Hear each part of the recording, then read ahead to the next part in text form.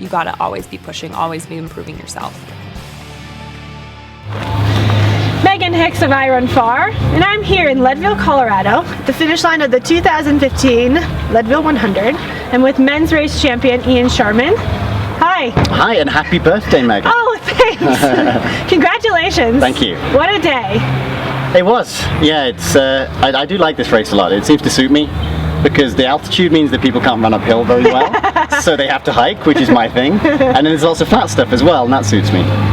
So this is your third finish of Leadville, your second win, and you ran a 16:33 and change yesterday. Yeah. Like looking back, you know, bird's eye, 360-degree view. Happy with your day? Very happy. Yeah? Yeah. I'd like to have gone quicker. My idea was to try and come here and really get a little bit closer to the course record, and I was about 50 minutes off. But after 20 or 30 miles, I just thought this is a race. I've got to go basically do what I can to try and win, and then the time secondary to that. So I was really happy with how the race played out for me. This became a race of racing men rather than racing the clock. Exactly. There was some incredible tactical stuff going on the first 50 miles. Walk us through that a little bit, because it was pretty dynamic. It was. So an Argentinian guy, Gustavo Reyes, he started off and he was just going under course record splits for the whole first half. Like way under the course way record under for splits. some of them, yeah. And I know he's a very good runner, but I didn't think he was going to run that quickly. And I know that he's often really aggressive and tends to drop back a bit, especially in a 50 miler. So for 100, I was kind of just ignoring what he was doing, and he did drop back a little bit by about halfway. Right. And then I think he finished 15th or around there. But it's really Mike H that I was worried about, because especially after last year, he and I had a lot of back and forth, and I just wanted to make sure that we wouldn't have that back and forth right at the end, because he's such a fast runner and Olympian that I didn't want to have to be going head to head in the last couple of miles. So yeah, he took his leg speed and kind of blew you away the last couple miles last year. Yeah, you didn't want to have that happen again. No, I thought I'd try and race it out of him a little bit earlier, but what happened earlier was, because he's had a few bad 100-milers and kind of one good one last year, so his tactic was to just stay with me. So for the first 2 aid stations, every time I walked, he walked. Every time I ran, he ran. And it was cool because he's a really nice guy and we're just chatting, but it was really obvious what his tactic was. Yeah. But then at Outward Bound at about 24 miles, I jumped into one of the toilets and he kept moving. Okay. And then he went back to his normal, faster pace and he started accelerating away from me and trying to catch Gustavo.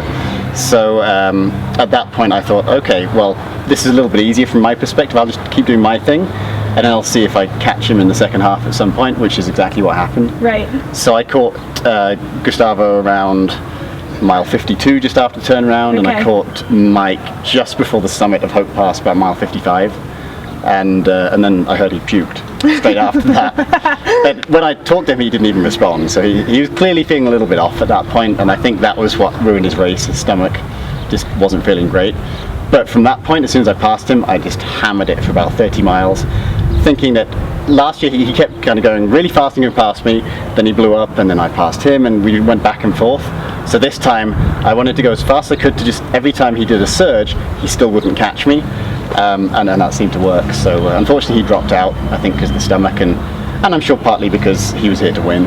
Right. And so once he's dropping back to several hours behind that, it's just not as motivating. I want to rewind a little bit and go back to the first half of the race. You are known as just for your tactics and for your smart racing. There are a lot of people out there who would want to be able to watch a couple guys go off the front, not respond, and trust in, you know, your own race day plan. But that's really hard to do.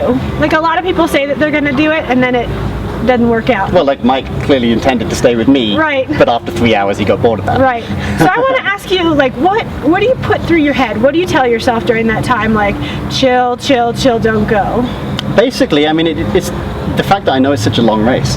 This doesn't work in 50 milers now because they're too competitive and too fast. But I know that in a 100 miler, it doesn't matter where you are at 50. In something like Western States, you've got to be pretty close to the front to have a chance. But this type of race, especially with the fact that you've got Hope Pass there, that really, it actually tends to benefit me. I usually gain a few places there, and just a good hike up and nice downhill ×2. Yeah. But yeah, I mean, it's partly the fact that it's worked before, so it gives you the confidence to do it again. And partly that I know that it doesn't matter who's around me at mile 30 or 40 or 50, because unless they're going to do as well as I think I'll do in the second half, they could lose hours. Like, there's a guy that I was running with between about miles 30 and 40. Okay. And he was running all the uphills, and I was hiking them.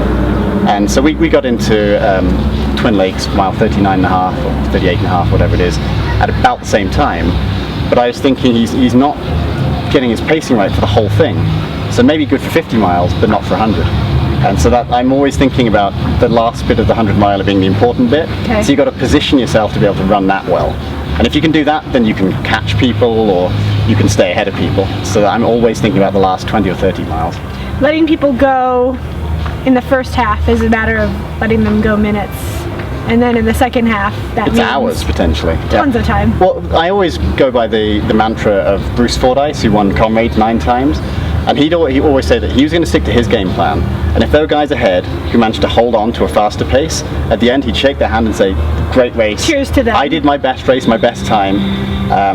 And you beat were me the better today." man." Yeah. And so I always think of it like that I'm going to try and do my best race rather than someone else's race. And if they go quicker, like Rob Crowder at Western States this year's 2 hours quicker than me. Right. I just get to the end and go, that was awesome. Absolutely insane. Don't know how he did it. But if I'd have tried to stay with him, I would have had a worse day, not a better day. 2 hours slower or something. Yeah. Yeah. So you, it looked like you put your move on the race and on my guy Shet, the downhill, the second downhill off of Hope Pass. Yeah, I really pushed that one. You guys were basically together coming into the Hopeless Aid Station, like within 20 or 30 seconds. And then it was a matter of maybe 6 minutes, 7 minutes, something like that at mile 60. Yeah. Did you just hammer? I did, but I know that I can do that bit pretty quick. So I like that downhill. It's really fun because you've got all the people coming out. So you pass 500 people. And they're usually kind of clapping and enjoying things, and it's a really nice atmosphere. It gives you a boost. It's like having a crowd the whole way while you're doing a downhill. Yeah. So I enjoy that a lot, and I was just trying to push, and I was smiling and having fun. So I hoped that I'd gap him enough that it would be a little bit demoralizing maybe, and then my aim was to keep pushing as long as I could to just stay enough ahead that he couldn't catch me.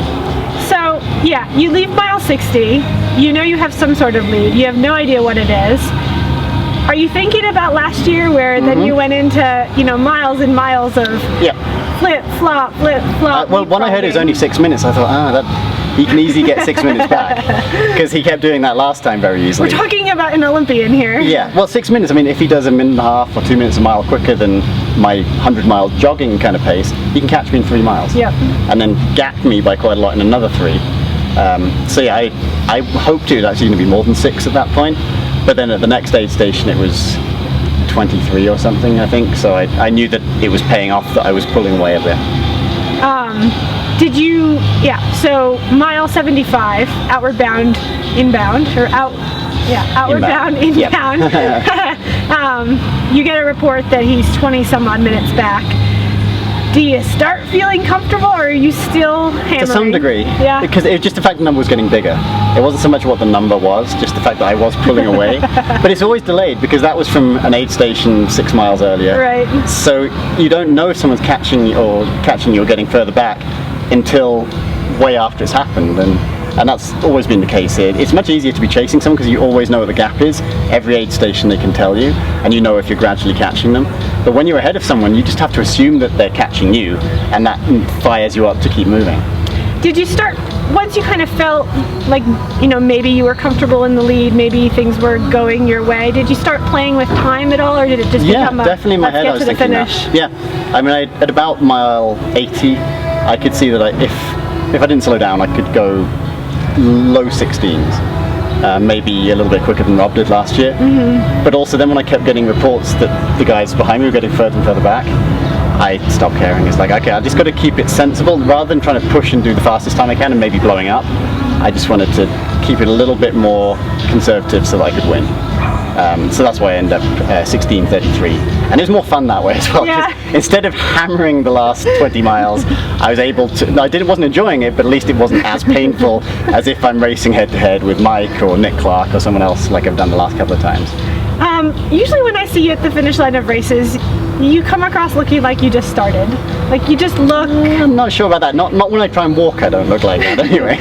But when I saw you last night, like I have a couple photos of you and the look on your face looks just spent. Did you feel that? I would way? actually say it's probably less than normal this time. Really? Yeah. Okay. And my legs felt a little bit better when I stopped running than they normally do at the end of a 100-miler. But it's partly because the last few miles I was purposely going a little bit easier so that I could cross the line and not feel as bad. Okay. What you were seeing was the fact that I was just coughing the whole time, and that maybe looked a little bit worse, because then that's the altitude, and you usually get issues with the lungs a little bit after pushing in this kind of altitude. You and Mike Eish have kind of had a multi-year battle here. He wanted to beat you this year. You wanted to beat him. Is the battle put to bed? No, not at all. No. I'm certain he's going to be back next year, and I want to be back next year. I think he'll break the record at some point. He's going to have that perfect day, and he'll do 15 and a half hours.